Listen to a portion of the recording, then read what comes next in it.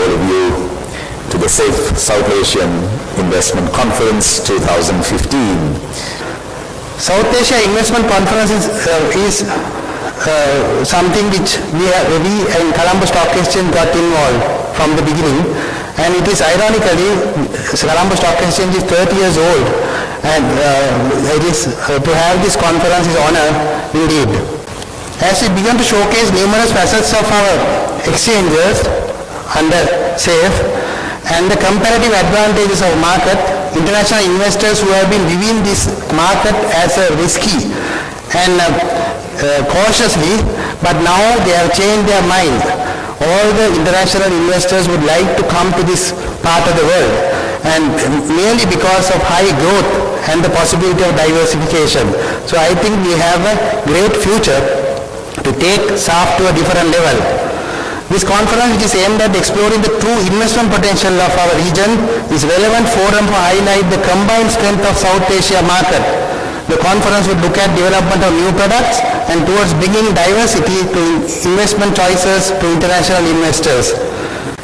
And at this juncture, it would be appropriate to acknowledge the contribution of the immediate past chairman, and to do so in the form of presenting him with a memento for his service, chief guest and the Honorable Deputy Minister, and Mr. Vajira Kulatilaka presenting this memento to Mr. Abdul Mazid. This is Asia Central.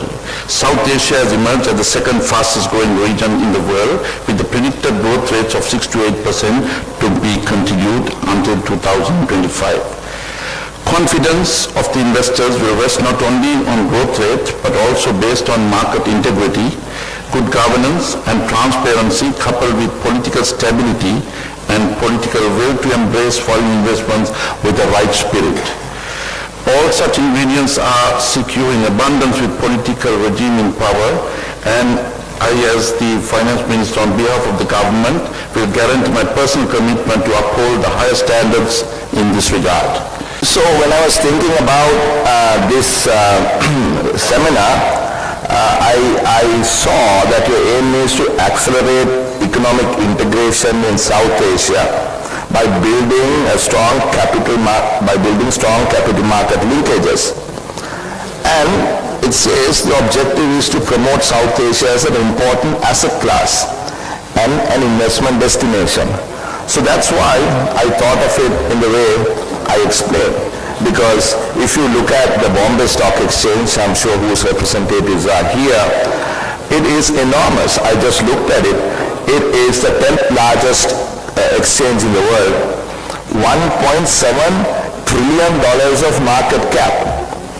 This is enormous, and 5,000 plus listed companies. Just for my own understanding, curiosity, I checked how big the Maldives Stock Exchange is, because their representatives are also here.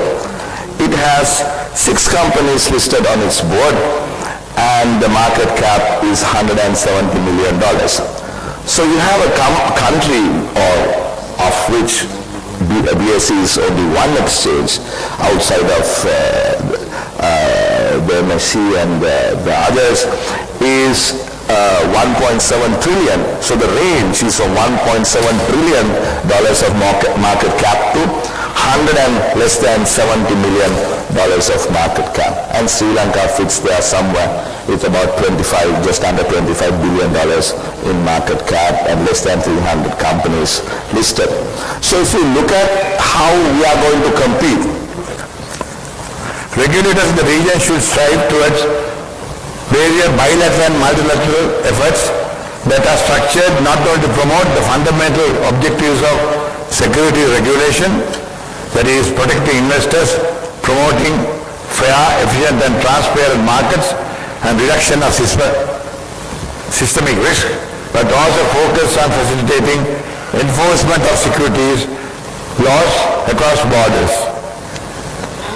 including conducive tax regimes and other incentives, the required infrastructure, enhancing regulatory consistency for international market participants, and moreover, combat the ill effects of overdependence within the region.